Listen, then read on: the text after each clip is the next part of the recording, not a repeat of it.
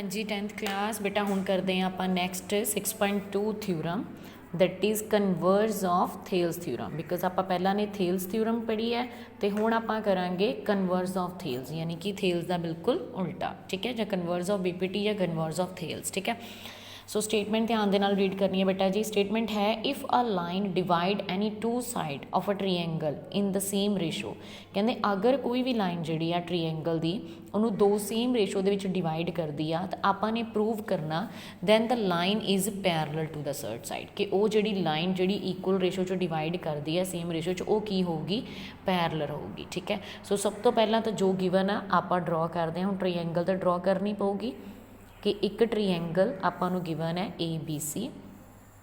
हुण उन्होंने कहा कि अगर एक लाइन जी आ इक्वल रेशो च डिवाइड करती है, बेटा एक चीज़ होर मैं तुहानूं दसना चाहनी इत्थे रेशो का मतलब ये है कि इनू लाइक जिद्दां हुण आ ए बी सी आपां मान लैंदे आ, ए पॉइंट हो गया साडे डी ते ई कि इन्हां दी रेशो सेम हुंदी आ। ये ना समझ बैठिओ कदे भी कि ये हाफ दे विच आपां ड्रॉ करांगे कि जे आ 2 आ तो ये भी 2 होगा तो अगे भी 2 आ तो ये भी 2 होगा।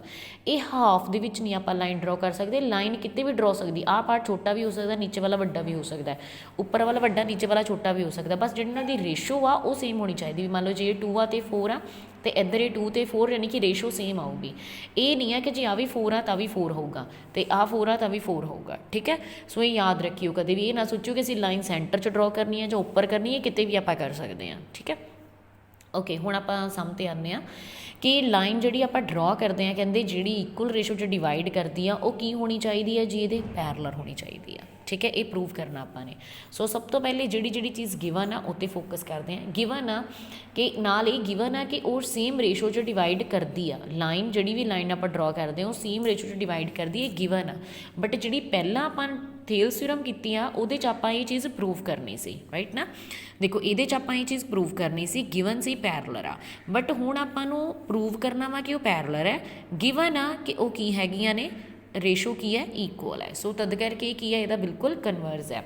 गिवन है ट्रीएंगल ए बी सी इन विच आपां नूं रेशो जिहड़ी इक्वल दित्ती हुई आ यानी कि A D upon D B, this one equal upon this one equal to this one upon this one यानी कि A E upon E C equal to A E upon E C. ये आपां नूं गिवन है, जिथे भी जरूरत पई असीं इहनूं यूज़ करांगे राइट।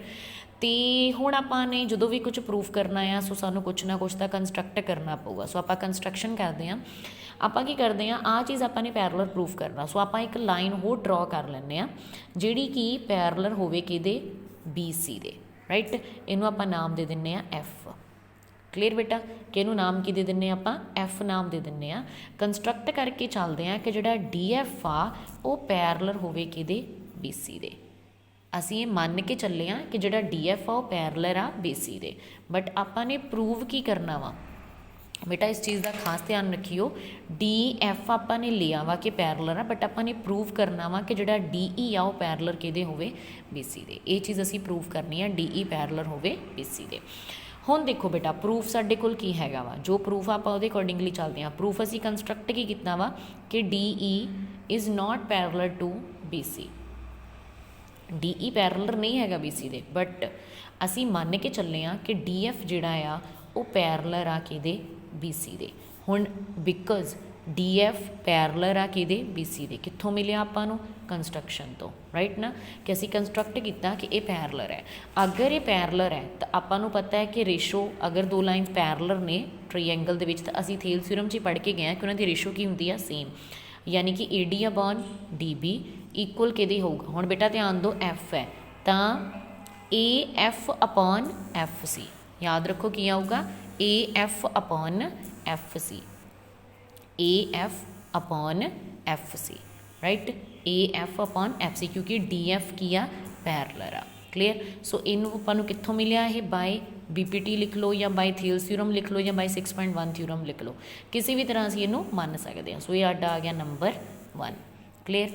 हुण ये नंबर 1 आ गया तो बट आपां नूं एक चीज़ गिवन भी आ, बट आपां नूं गिवन आ कि जिहड़ा A D over D B आ वो इक्वल किहदे आ ए ई अपॉन ई सी दे। ये चीज़ आपां नूं गिवन आ। अगर असीं इहनूं नंबर 2 दे दिंदे आ, देखो जरा ध्यान दे नाल दोनों की लैफ्ट हैंड साइड सेम है तो इट मीनस दोनों की राइट हैंड साइड भी की होगी सेम होगी। सो आपां कह सकते हैं फ्रॉम 1 एंड 2 की आऊगा AF अपॉन FC इक्वल किहदे होऊगा AE अपॉन EC, क्योंकि आ दोनों सेम आ इट मीनस ये की होगा सेम।